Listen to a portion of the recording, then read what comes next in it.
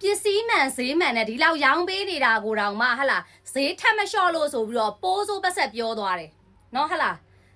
ဘလို့မှတီးမခံနိုင်ဘူးချမဒါချမဆိုင်မှာမရှိလို့ပေါ့နော်ချမရှိလို့ရှိရင်တော့အဆင်ပြေမှာမဟုတ်ဘူးချမကကြလူတစ်မျိုးမဟုတ်မခံနော်ကိုလည်းမဟုတ်တာမလုပ်ဘူးခံလည်းမခံဘူးမဟုတ်တာလားပြောရလဲနော်ဟလာဝယ်သူဆိုလို့ရှိရင်ချမအများနဲ့ကလေးတွေကိုပြောထားပြီးသားစားပစ်ကိုအပြည့်ပေးဖို့အတွက်ပြောထားပြီးသားတခုပဲချမသည်လူမှန်ဖြစ်တဲ့အတွက်ကိုချမကမှန်ကန်ပဲလုပ်တယ်ဈေးမှန်ပဲရောင်းတယ်ထက်လျှော့လို့လုံးဝမရဘူးစိုက်မှာအဆကတ်ထားပြီးသားအသေးလေးနော်အဲ့ဒီဟာကိုအတင်းဈေးကိုအတင်းစစ်တယ်ဈေးကိုအတင်းစစ်တယ်လျှော့လဲမလျှော့ကောဟလာနင်ပဲငါစပြောတာဟလာခလေးတွေအခုမျက်နှာရည်သာကြည့်လိုက်တော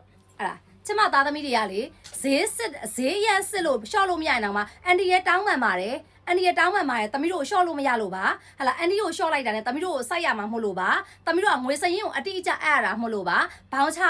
ချတွေကအတိုင်းပဲသမီးတို့ကစိုက်အောင်ပြန်အပ်ရတာမဟုတ်လို့ပါဟလာသမီးတို့မစိုက်နိုင်လို့ပါတောင်းပန်ပါတယ်အန်တီရဲ့ဟလာကောင်းမွန်တောင်းပန်တာကလေးတွေထောက်လျှောက်ဟလာအင်ကြီးဆိုလို့ရှိရင်လည်းပြင်ပေးတာတစ်ထည်လုံးနော်တစ်ထည်လုံးအသေးစိတ်ဝယ်သွားတဲ့သူသိလိမ့်မယ်နော်တစ်ထည်လုံးအသေးစိတ်ဒီဒေးဟလာရင်ငကိုတွေကရင်ဘက်ကဟိုပြည့်လေးကွက်တီလေးလုပ်ပေးထားလို့ရှင်အဲ့ရင်ကိုကျင်းကျင်နေဆိုဓာတ်တွေထည့်ပေးဟလာတစ်ထည်လုံးကိုအသေးစိတ်လက်ဆိုရင်ရှေ့လက်စကားကိုတိုးချင်လို့ဖြတ်ပေးဟလာလက်ရှည်ကိုဘလို့လုပ်ပေးဒီလက်ကိုဖြတ်ပြီးတော့ဘဲမှာပြန်ဆက်ပေးအဲ့လိုမျိုးအသေးစိတ်အကုန်လုပ်ပေးတာအဲ့လိုလုပ်ဖို့အတွက်ကိုစက်ဆိုင်မှာနဲ့အင်ကြီးတစ်ထည်ပြင်ကားကိုသွားကြည့်လိုက်နော်အသေးလေးနော်အင်ကြီးတစ်ထည်ပြင်ကား9000အောက်မှာမရှိဘူးနော်ချမပြောချင်တာနော်9000အောက်မှာမရှိဘူးချမတို့ရောင်းပေးထားတဲ့ဈေးဆို1ဆက်တစ်စုံရောင်းမှာချမတို့အတွက်ကျန်တာ900တစ်ထောင်ဟုတ်လားအဲ့လိုမျိုးအဲ့တော့တွက်ကြည့်လိုက်အဲ့ဒါထက်လျှော့လို့မရတော့ဈေးကဒါဈေးစင်ချမမကြိုက်ဘူးဒါရှင်းပြောရပါတော့ဘာလို့ဆိုဟိုဘယ်လိုပဲလမ်းဘေးမှာရောင်းနေရမဟုတ်ဘူးကွာနော်လမ်းဘေးမှာရောင်းတဲ့ဆိုင်တောင်မှအခုနောက်ပိုင်းကြိုက်တာယူ9000ကြိုက်တာယူ6000ကြိုက်တာယူ1000သွားစစ်လို့ရလားမရဘူးဘာဖြစ်လို့လဲသူတို့ဈေးမှန်ရောင်းထားလို့သူတို့နောက်ဆုံးရောင်းနိုင်တဲ့ဈေးကိုရောင်းထားလို့ဟလာဈေးစစ်တယ်ဆိုလဲအတိုင်းတာရှိရယ်ဟလာအကုန်တီးခံပေးရဒါတော့မှနော်ခလေးတွေကလုံးဝတောင်းမှန်ပဲ CCTV ပြန်ကြည့်တာစိတ်မကောင်းနော်ဟလာတောင်းမှန်တာဟလာဒီပတ်စံ3000နဲ့နင်တို့ဘာဖြစ်သွားမှာလဲနင်တို့ဘာလဲဖြစ်တယ်ခလေးတွေကဝန်ထမ်းတွေတလလုံးမှအသေးလေးတွေဟလာ3-4သိန်းရတဲ့သူတွေ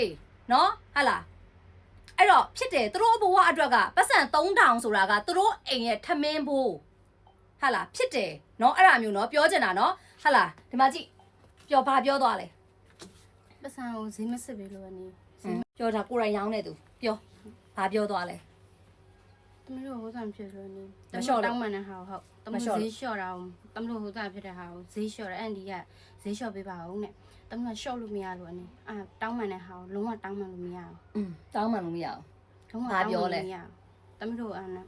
ဆိုင်ဟိုတဲ့အဲ့3000မှာလာမဝယ်ဘူးဈေးမလျှော့ပဲဘူးဆိုလို့ရှိရင်လည်းနောက်ခါကျရင်ဘယ်တော့မှလာမဝယ်တော့ဘူးတဲ့အဲ့တမတို့တောင်းမှန်တယ်နဲ့လုံးဝတောင်းမှန်လို့မရဘူးအန်ဒီကတမတို့သူတို့ပြန်လဲပြန်သွားသူတောင်းမှန်တဲ့ဟာကိုလည်းလောက်ပူကမှာတဲ့ဘာမှလာမတောင်းမှန်နေတယ်တမတို့အဲ့လိုပြောရတယ်လောက်တာကိုကဘာလောက်လိုက်တာတမတို့ကဘာမှလည်းမလုပ်ဘူးနေစကားနဲ့လည်းဘာမှအပြောဆိုမှမအားဘူးနေအဲ့ဒါတမတို့ဈေးစစ်လို့မရတခုတည်းနဲ့ပေါ့နော်လောက်ပြီးမှဆိုတော့ဘာများလွန်ကျူးလောက်ထားရရှိလို့လဲကျမ CCTV ပြန်ကြည့်ရနော်ကျမတစ်ဖက်ပိတ်မဟုတ်ဘူးသိလားခလေးတွေတခုခုပြောလဲဟုတ်လားမဟုတ်လားဆိုတာကျမတို့က CCTV ပြန်ကြည့်ပြီးတော့ဟာလားအကုန်လုံးအတီးပြုတ်တာနော်ဟာလားတစ်ဖက်ပိတ်နားမထောင်အဲ့တော့ကာယကံရှင်ကို၌ကလည်းသိလိမ့်မယ်ဘယ်လိုပြောဆိုသွားလဲနော်ဟာလားဈေးစစ်လို့မရရလေတခုတည်းအတွက်နဲ့ပြောရရင်ဒါဝန်တန်းဆိုတာလဲအသေးနှလုံးတွေလူပဲနော်ဟာလားပြောချင်တာကျမဝန်တန်းတွေကျမကလေဝန်တန်းဆိုတဲ့အတုံးအနှုံဒါအခုမှပြောတာနော်ဒီဗီဒီယိုမှာမှပြောတာအလုတ်သမားဆိုတဲ့အတုံးအနှုံဘတော့မှမသုံးချင်မသားသမီးဆိုတဲ့အတုံးနှုံပဲသုံးတာဘာလို့ဆိုတော့လူဆိုတာကိုချင်းစာတရားရှိရတယ်ဟာလားနော်ပတ်စံ3000နင်တို့ကဘာဖြစ်သွားမှာမလို့လဲဒီ3000သူတို့စိုက်ရမှာပါလို့ပြောဘာဖြစ်သွားဖြစ်တယ်ဟာလာ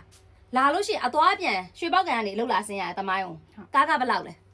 အသွားပြန်1000ရှိတယ်1000ဆိုင်ကကားကထုတ်ပေးတယ်နော်ဟုတ်ကဲ့ဟာလားကားကထုတ်ပေးတယ်အဲ့ကားကသမီးကားကအတွက်သုံးရလားဘာအတွက်သုံးလဲကားကအိမ်တော့ကိုသုံးရတယ်အဲ့အတွက်သုံးရတယ်မနဲ့လာကန်နေရင်ကားကိုဘယ်လိုရှာလဲကားကိုသူတို့ပတ်စံမရှင်းတော့မှဟိုလို့ရှာ1000ကြီးဒီလို့ရှာ1000ကြီးအဲ့လိုချိပြီးသွားတ